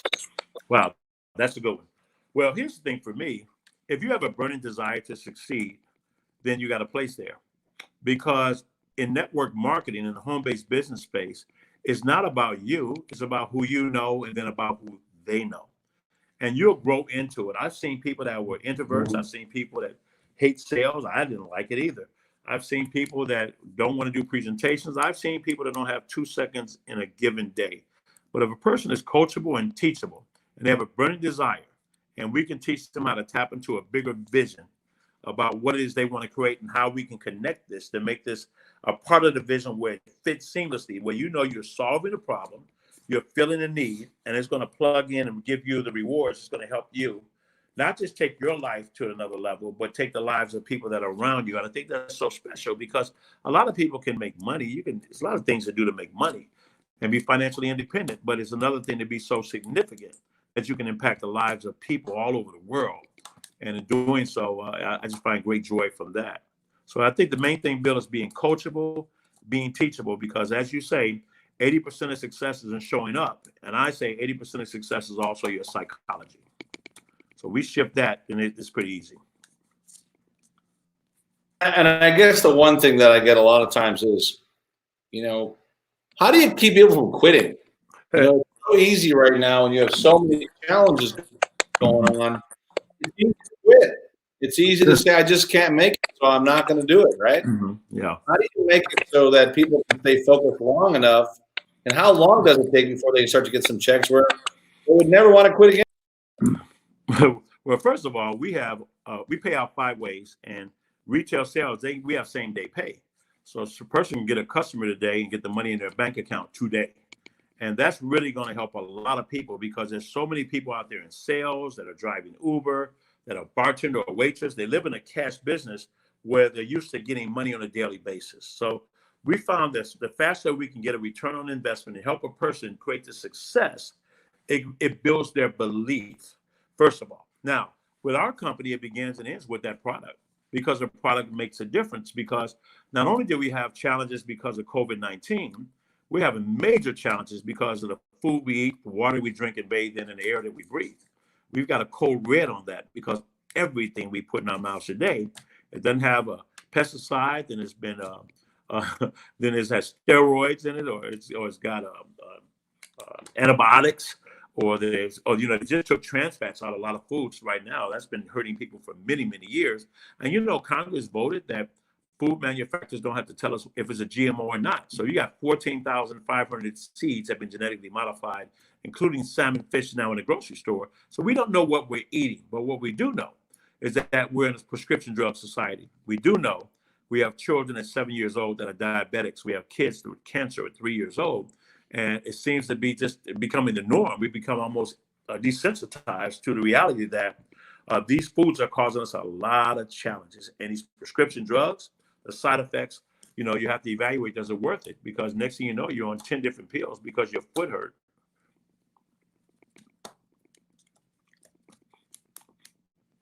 So, I'm just kind of brainstorming this with you, but I do see a lot of people that have big ideas, they got dreams, but what would you recommend? Once again, I don't care what business you're in, and I put a link up there if you have an interest to work with us in this project, but what are the daily method of operation habits you recommend to be a successful entrepreneur? Okay. First of all, you have to make a conscious decision about how much time. The great thing about what we do is that everybody does it part-time. And people ask me all the time, how do you earn 7 figures residual? And it doesn't have a 1 in it. Now it's got a 2 in front of it. But how do you do that and do it part-time? And I remind people to just shift their paradigm, because we have a lot of billionaires and people who make tens or hundreds of millions of dollars, and everybody only has 24 hours a day. So what are you really doing with your time?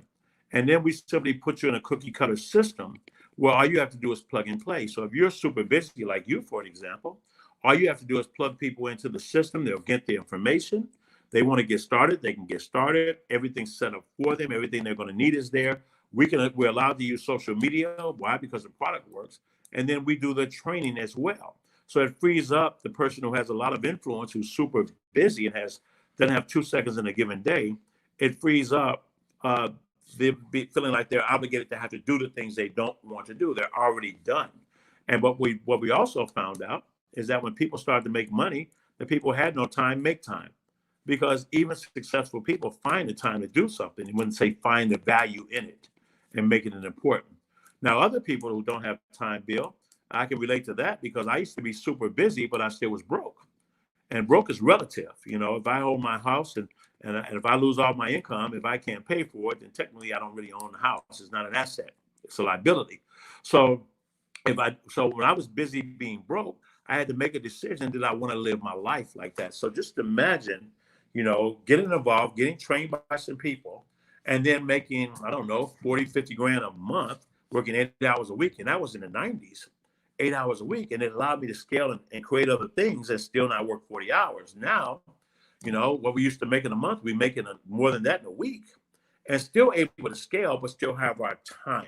So everybody's complaining because they're stuck at home. I've been home since January 13th of 1995. I love my home. I'm used to it. I'm mentally unfit to go out there. But it's a lot of fun. I think that, as you're listening tonight, and, even there's ups and downs, how do you get through the downs, right? Yeah. If someone's home listening tonight and they're not making $1 million, they're not making $1,000, right? Yeah.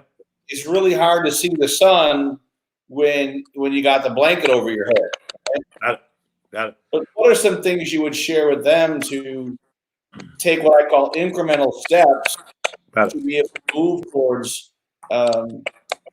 first of all, realizing there are opportunities out there that they can be a part of? Yeah, absolutely. Well, first of all, Bill, what I do when I'm training, I take our team through a journey and show them my income. I've had weeks of $79. I've had weeks of $125. It didn't start off and I just started making millions of dollars. It happened relatively quickly, but my first 6 months, it was a struggle to get to $15,000, but it was really the consistency. So how do you push through the times? First of all, we prepare you for it. It's just like saying you want to get a 6-pack, and surely you're not going to get a 6-pack in 6 months. If you haven't worked out and you got a keg now, it's going to take some work, but you have to be consistent. And the best way to do that is have long-term vision and have clarity in your goal. And that's what we really get good at. is helping a person find the clarity. What is it that you really, really want? And then realizing that it's attainable, and it's attainable for you, that this is real for you. So when you're reading books and you're studying and talking to and hearing stories of people that have created massive success, they have also had massive challenges, massive failures, but failure did not stop them. They got back up, they learned from it, and they kept moving. So I think we have to reframe, what does failure mean to you? Because there's always learning. Because in our industry, there's no failures. You just quit or you stay. But everything is a training situation. You train and work your way through it, because once you know whatever you go through, if someone else has already gone through it, then they can be a guide. But you have to learn how to manage those emotions. And the emotion you have need to be a red hot burning fire to achieve your goal. And understand that when you try to climb Mount Entrepreneur, you're going to have these landslides that are described as disappointment and people walking out and people not honoring their word, or life is going to happen. Life is going to just happen on you no matter what you do. But who you decide to be in those moments, that's what's going to prepare you. I believe that every challenge in your life will bear a seed of equal and opposite advantage, that well nurtured in the right environment will bear fruit of equal and greater advantage, and you can soar. But those challenges you have are so important, because how are you going to help somebody else make it through their challenges? If I wasn't homeless in '94, if I didn't have sarcoidosis and prednisone and 375 pounds and later in life, if I didn't go through cancer, and all those things are behind me. I have been on medication for 5 years and been cancer free for 2.5 years now. So those things allow me to have empathy, to have gratitude, but also to be able to help and be an encouraging word for someone else. So I don't have to be silent. I can say, I understand what you're going through. I've been there. Let's go. And we take those stories, and those stories are created to help you bless and to guide, to help and to serve other people who are going through. They are preparing you for something greater. You just have to change the way you look at things. And then only then will the things you look at change.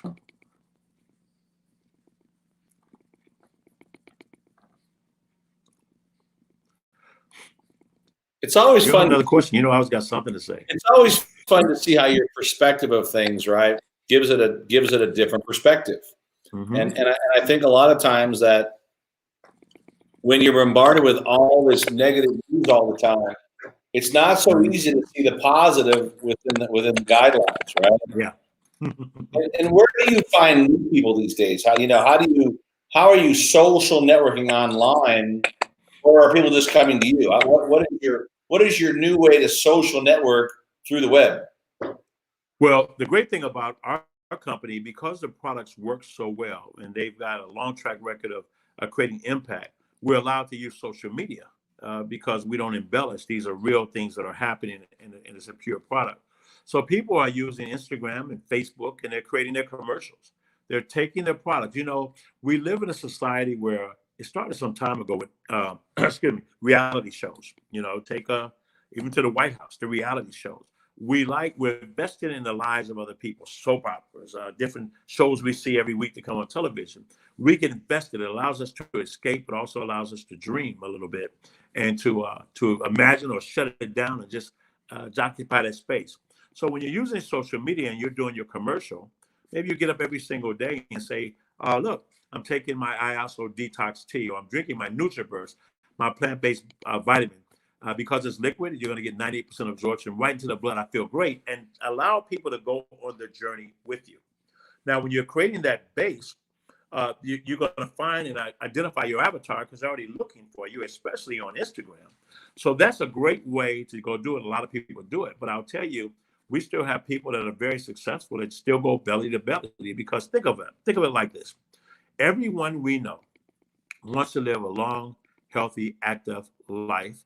And everyone we know knows other people we care about, and we want them to have an active and more quality of life as well. And that's one of the things that we cannot get away from, and it's more apparent now because of what's happening throughout the world than ever before. The other side of it is that everybody wants to make more money and needs to, because there is no security for anyone. And you got some of the major companies in the world now have all filed bankruptcy. A lot of them have, and a lot of them are on the fence.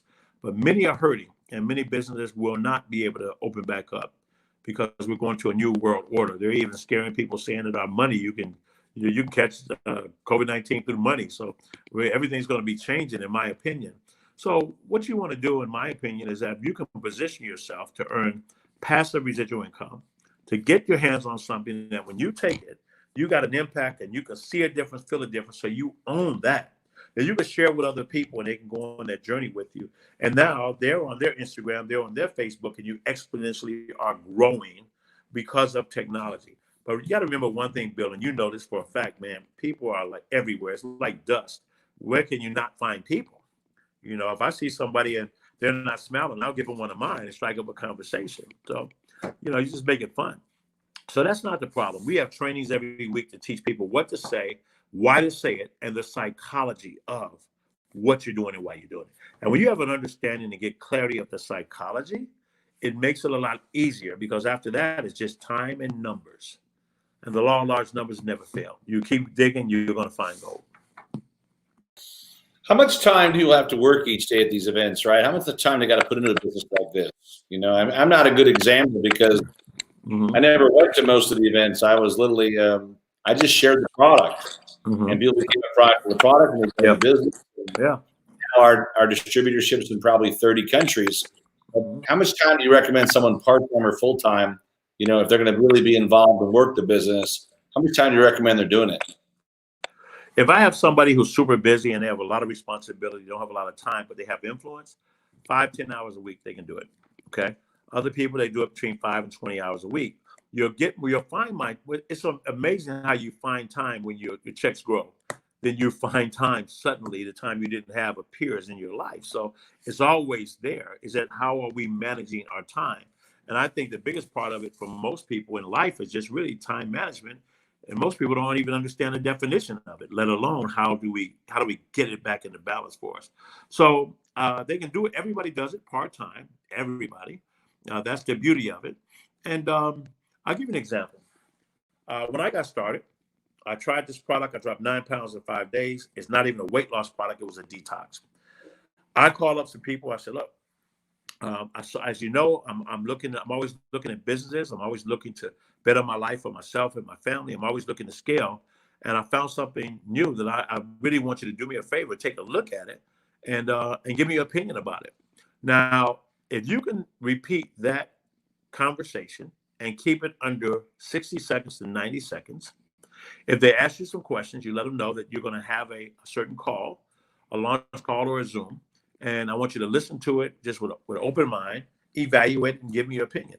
First of all, everybody has an opinion for what everybody else needs to do anyway. So they're happy. Second of all, people would rather do you a favor if you know them than to be sold. Like you always say, people hate to be sold, but they love to buy.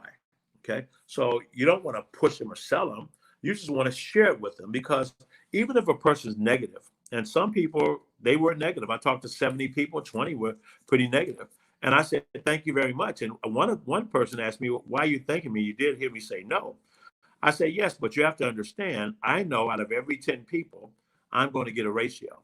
And I know 4 or 8 people or 6 people out of every 10 is going to want to help me out, support me and try it, or either get involved with me and be a part of this cause. So I just want to thank you for being part of the 10. So I never get frustrated. I just get fascinated. I take it, and with languaging and psychology, with your psychology, you don't buy into because someone doesn't enroll with you that you have an emotion about it. They can do whatever they want to do. That's fine. And they also are not the people that pay your bills either. So that's fine. You still stay friends with them. But just go through the numbers and then you will win. So I believe if you want to become successful, you have to be consistent and you have to show up. Because when the student is ready, the teacher will appear. You'll hear things over and over. Faith comes by hearing and hearing and hearing. Repetition is the mother of learning, but it's also the father of skill. You get good at what you do often until it's like breathing. You don't have to think about it anymore. It'll be second nature. And with the psychology and the things that we teach in our team, we keep people with us so long because they know we care about them. They know we love them. We show up and we do things to help them win if they're out there fighting. I just ask a person, if you have a dream, if you fight, I fight. Like you fight, I'll fight. There is no losing and no giving up in me. We both have black eyes, but we're gonna win that fight.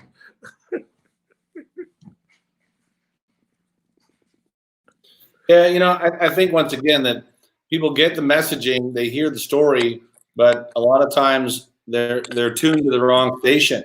Mm-hmm. And I think today people are tuned to the wrong station.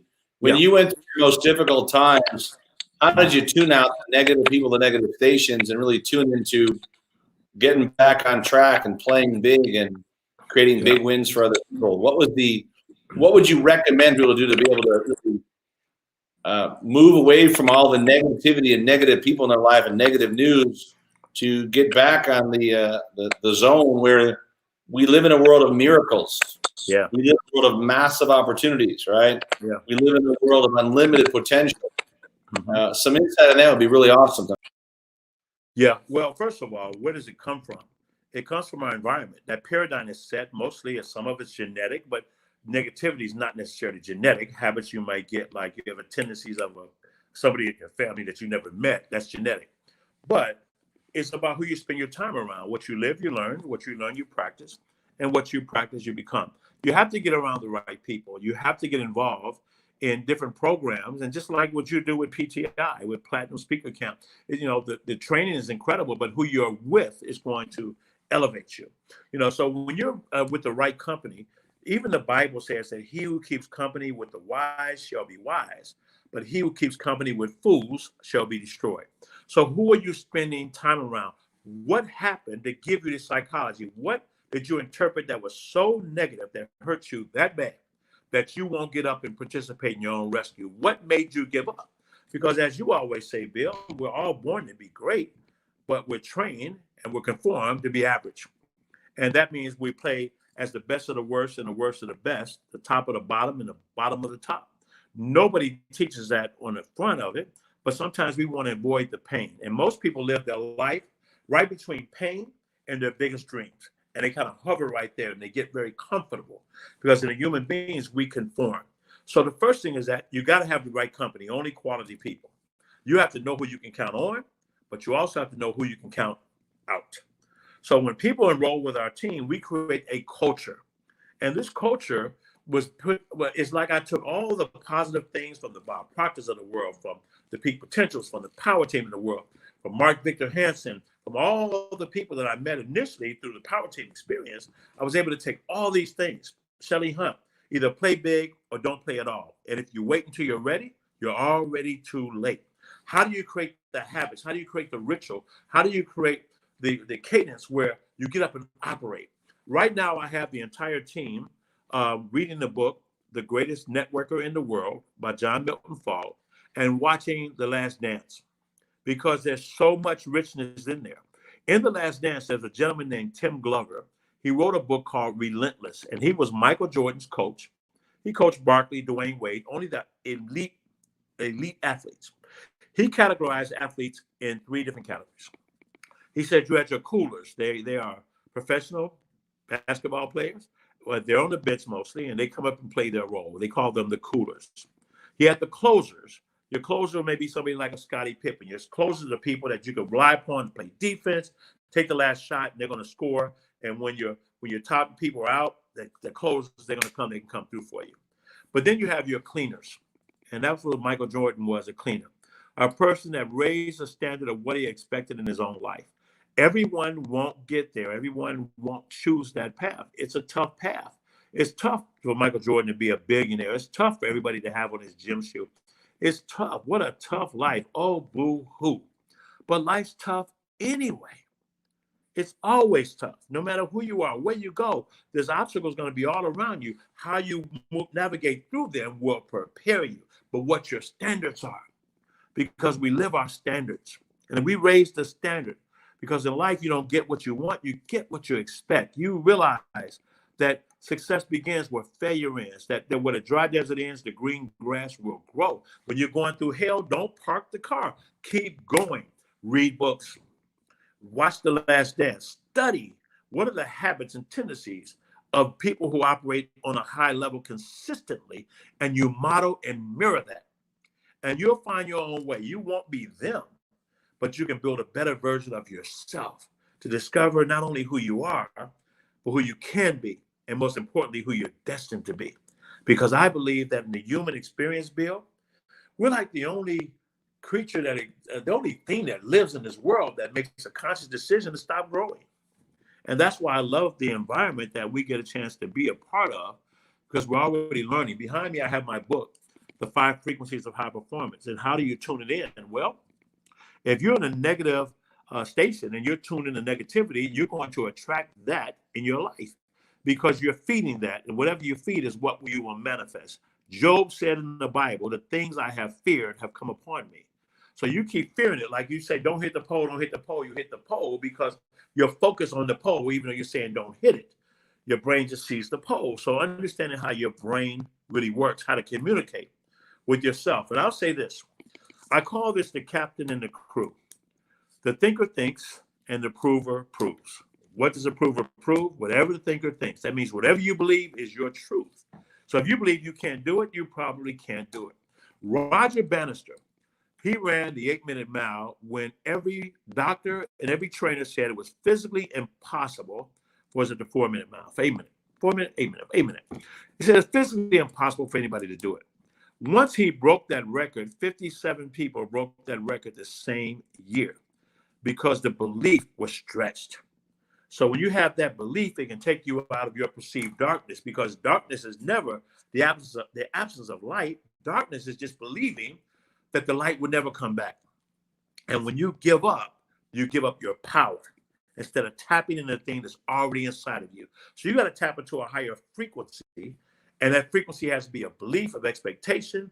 And then the habits and the ritual will come behind it, which will compel you to study, to read, to learn the stories. And then you'll realize when you look at all the problems in your life, you see somebody else had it 10 times worse, and you really gladly take your own problems back.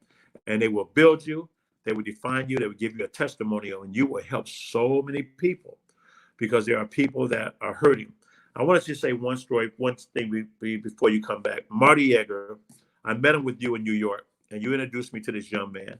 And he was very modest, very kind. I could tell that he was successful by his watch and by his suit. The material in his clothes spoke. I believe if a bead of sweat hit his suit, it would roll off. It would just leap off and hit the floor. Nice guy. I asked the gentleman about his story, and he said, just go home and Google me. And this was about 10 years ago, maybe 8. And I went home and I Googled him. I Googled Marty 26. He was a number 26 money earner in the industry at the time. He was making like $250,000 a month. As we became friends, this gentleman at 8 years of age, his father would put a gun to his head and force him to watch him abuse his mother.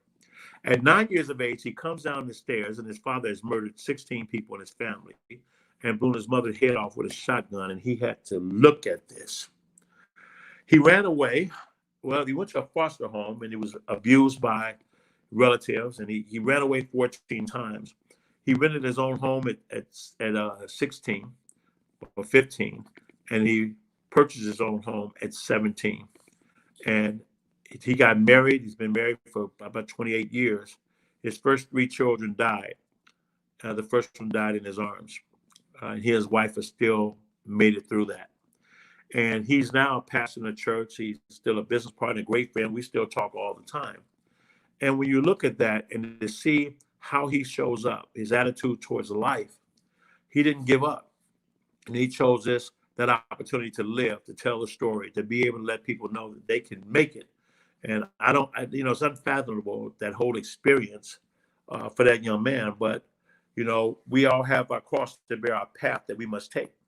But he is evidence that you can make it through. That if you just hold on and keep putting one foot in front of the other, if you keep reading the books, plug in with the right people, attach yourself to the right people, the energy, the spirit. I'm a product of what I do now and everything my wife and I do, Bill. A lot of that came. I had a lot already, but being around you helped me, because I was the fastest thinking person in my community. And I met you when you were so fast. And I watched you, but when you built that company, I don't even know if you realize that you're so quick. And I was trying to catch you. As soon as I think I'm getting close, you do that on me. And it forced me to always strive to make it better. And I asked myself a simple question: how can I serve more? How can I be better? as a husband, as a friend, as a business person. How can I be better? And when I think it, then that computer begins to give me the answers. So the captain has to command the crew. The captain's the conscious mind, the crew is the subconscious. If the captain does not give the crew a command, then the crew is operating all over the place, and that's how you get a mutiny or you get disarray. You're in an unorganized state. You're all over the place. Okay, but if you give the captain gives a direct order to the crew has to say aye aye. So let's just think about you're going to bed. You have to wake up early that next morning to catch a flight. You have to be up. You set your alarm clocks to get up. You tell somebody to wake you up, and you wake up 30 minutes before it's time because the crew will work on it. You have a problem. You go to bed. You're adamant you have to solve it sometime the next day. It comes to you because you have consciously commanded that you're looking for the answer, and the crew must obey. The challenge is that most people just go to bed and they're tired and they tap out without any intention about what it is you want to create. You know, you can tell the future if you're willing to write it. You really can. It's really fun to hear, you know, the journey that you've been on, and I've watched the journey all the way through. And, you know, it's the same thing that you can say that, well, you know, you learned all this stuff from me, but I learned a lot from you, and I think we learned a lot together. I think that's the difference. You know, great leaders understand that it's in the most difficult times when people want to bury their head in the sand that they stand up and they plant a flag, they set a direction, they set a cause, they set an intention, and it's what people have to do today. You know, what I thought would be great to have on the show today is that people have to hear the message that it's okay to be depressed, it's okay to have failure. I've been broke plenty of times, and you know, I've been broke and wealthy, but you'll always find your own when you're broke, not when you're wealthy. Amen. It's true. But I think it's understanding that today, that during these difficult times, you need someone to talk to that's going to give you, you know, that it's not perfect, but it is okay. That it's not great, but it's going to pass. Yeah. That it's not everything you expected, but the opportunities are even greater. The stakes are greater now than ever, but so are the opportunities. So be willing to put your head down and go to work and focus, and you'll find all the magic you're looking for. And I always talk about the ripple effect you've had on so many other people's lives because you've been on the forefront to make a difference for them. And I think that's one of your greatest traits is that when they get tired, you lift them up. When they're not willing to put the work into it, you give them some additional direction. And you always speak inspiration from your heart, which moves people to play at the next level. So any final thoughts you've got for tonight before I let you go? And I'm going to and guys, if you're watching tonight and you want to work with James and I on this new project, just text the letters TLC to 26786. But I'll give it back to you if you got any last thoughts you want to share. You know, Og Mandino said, I will persist until I succeed. I will persist until I win. And I know if I have that big oak tree in front of me, this big dream, this big goal, and I want to chop down that tree, well, you know, they say if you have 6 hours to chop it down, you spend 4 hours sharpening the axe. But when you hit that tree as hard as you can, again and again, 3 or 4 whacks, these are childish thoughts thinking the tree is going to fall. But if you keep swinging, eventually the tree will fall. You must persist until you succeed, and therefore you will win. You must understand that your nature's greatest miracle. If you look at the whole human anatomy, our body is built and our human existence is built for addiction. If a person's addicted to working out, their body will betray them and cramp and let them know, I'm not pleased because you're not working me out now. We are built for that. But what are we going to be addicted to? And sometimes we can be addicted to our story. And the great thing about the story is that it's yours, is that you are the author, you are the star, and you get to dictate as the writer if the story takes a turn, that you will write your own story, that you live your life with intention, that you dream your big dreams, but you also incorporate your vision because dreams you have, but visions have you. That you understand that every single day that you go through in your life is just a blessing, but no one reaches their full potential alone. Who are you going to surround yourself with? What books are you going to read? What sacrifice are you willing to make? And more importantly, who will lose when we decide not to win? Who pays the price when we make a decision not to step through all the gunk, to step through the tough stuff. You know, success has to be paid for retail up front. It has. It only comes before work in the dictionary. That's it. We just have to get out there and we have to follow those dreams wherever they may lead. We have to stay passionate no matter what happens, because every day thousands of people get up and say, I've had it. I want to live my dream. And some people talk themselves out of it before they even get started. Some people go on a journey and make an excuse and turn around. Some people get to the base of Mount Entrepreneur and park there and get into an argument with themselves because of their lack of belief. But Albert Einstein said you cannot elevate to another living in your existence on any level, any plateau, using the same level of thinking that's got you there.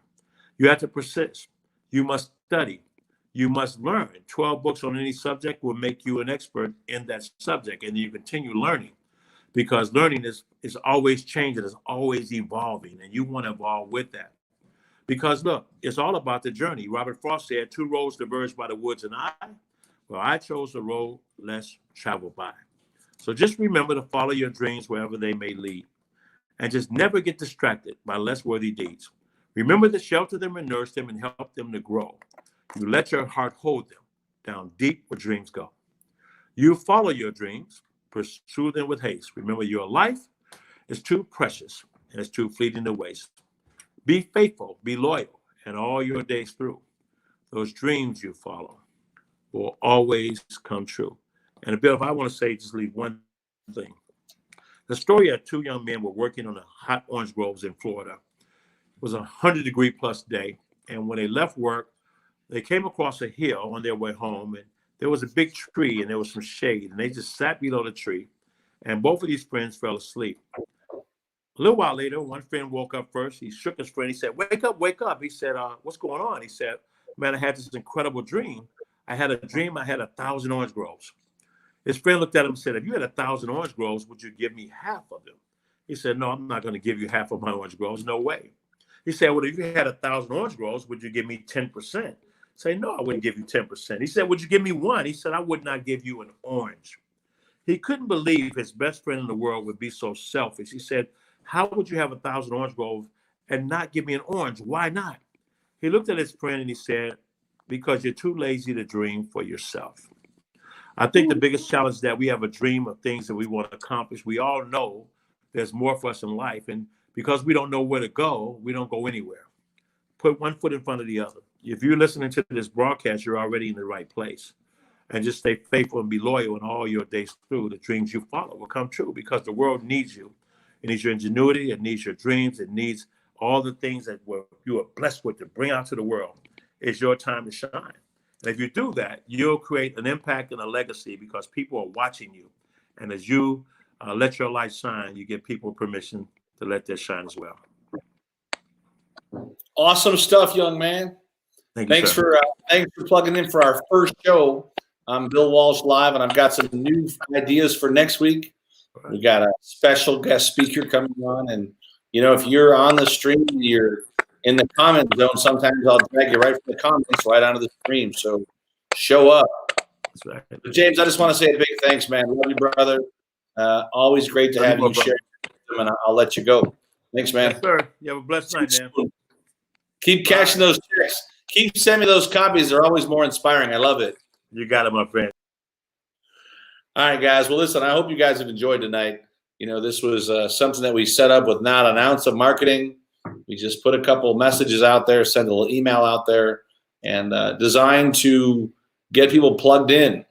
But he said it right. He said, you have to dream for yourself. And I would ask you tonight to post your dream, share your dream on one of our social media sites, right? Go on to Power Team USA or go on to Bill Walsh 360. We don't have any streams on the actual or any chats on the Bill Walsh Live page, because we're going to launch this very soon on some other digital TV networks, radio networks, all designed to bring some massive exposure to some positive news, which we need today. We need it more now than ever. I really do believe that we are moving into a very specific, unique time in history that faith has to beat fear. And you got to write that down. Faith will beat fear every time, as long as you can stay focused on a positive outcome. and know, like I started tonight, that it's okay to know you're going through a tough time. It's okay to talk deeper than service talk. Everything's great. Well, it's not great. You know, I haven't seen my kids in a while. One of them I've seen, you know, but as long as they're healthy every day, we talk every day that way, but you still miss these things because these are things that we've become so used to. So I just want to finish tonight on a super positive note that play full out, always give 100% and know that it's your time. I love you guys. Thanks for plugging in. I'm going to let you all go and go out there and get some rest tonight, give thanks and some praise, and give 100% tomorrow. Thanks, everybody. Good night.